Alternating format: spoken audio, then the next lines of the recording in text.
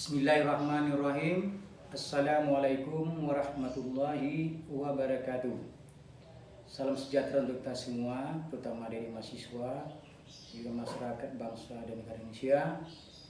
Pada kesempatan ini, saya akan mencoba mengulas tentang Pancasila yang merupakan ideologi bangsa Indonesia. Pancasila ini secara khusus dikatakan sebagai dasar negara dan sebagai pedoman hidup bangsa Indonesia.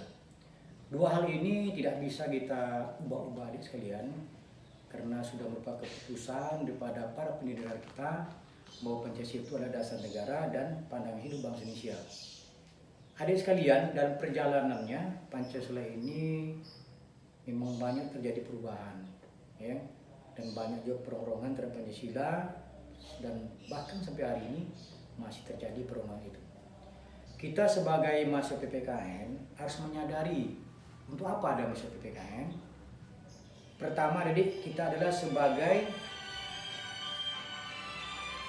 ujung tombak daripada bangsa Indonesia. Jadi kalau ada apa-apa, maka mahasiswa PPKN itulah yang terdepan menghadapi ancaman, tantangan, tantangan.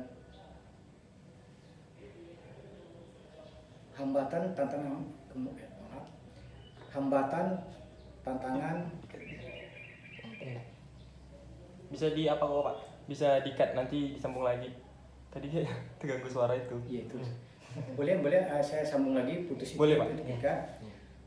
Jadi kita sebagai mahasiswa PKN harus bisa menangkal, terutama pemerintah ini, yaitu menangkal ATHG, ancaman, tantangan, hambatan dan gangguan.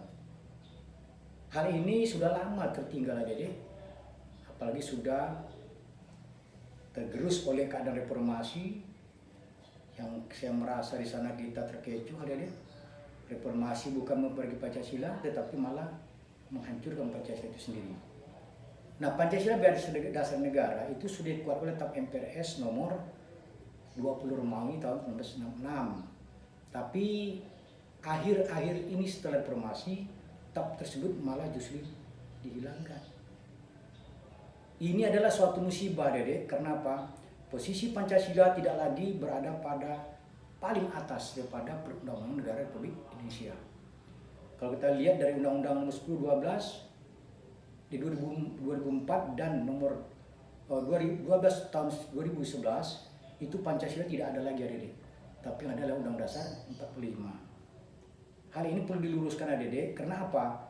Kalau bukan Pancasila dituliskan di atas, maka bagi orang yang memahami maka Pancasila itu hilang.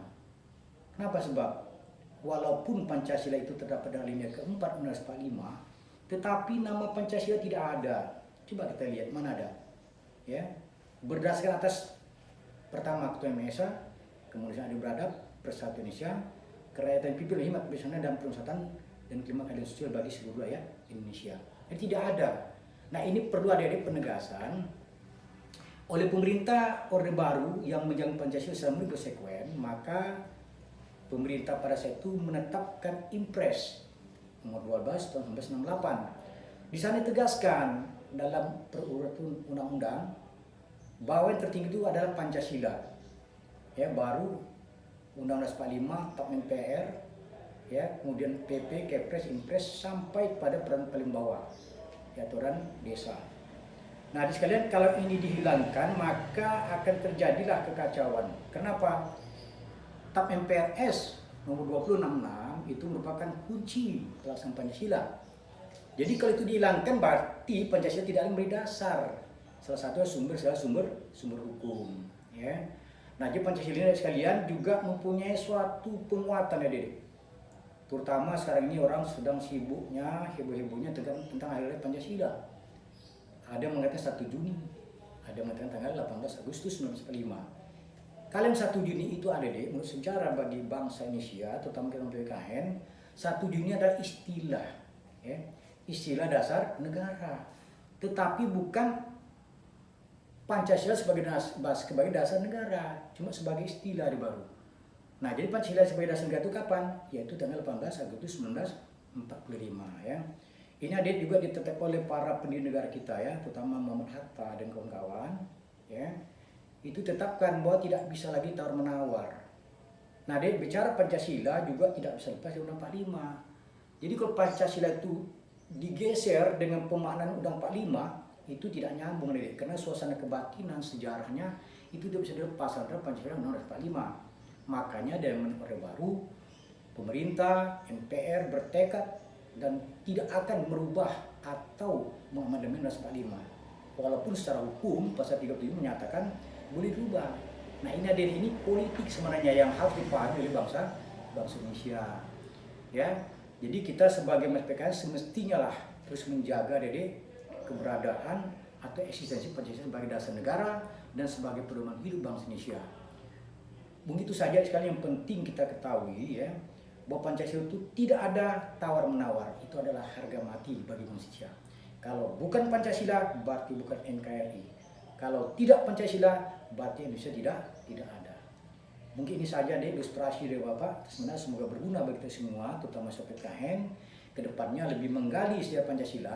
Karena Pancasila yang benar itu ada rumusannya ada di karangan Muhammad Yamin. Di Muhammad Yamin itu diragukan kebenarannya. Ini disepakati para ahli. Ini yang paling inti kita pahami. Jadi jangan kita mencoba untuk mencari jalan merubah Pancasila. Itu saja yang bisa Bapak sampaikan adik-adik sekalian, juga masyarakat bangsa Indonesia. Jika nanti ada menemukan video ini, inilah yang perlu kita pegang bersama. Bahwa satu tekad kita bangsa Indonesia tetap mempertahankan Pancasila dan Undang-Undang 45 di bumi negara Republik Indonesia. Mungkin itu sudah sampaikan. Sekian dan terima kasih. Assalamualaikum warahmatullahi wabarakatuh.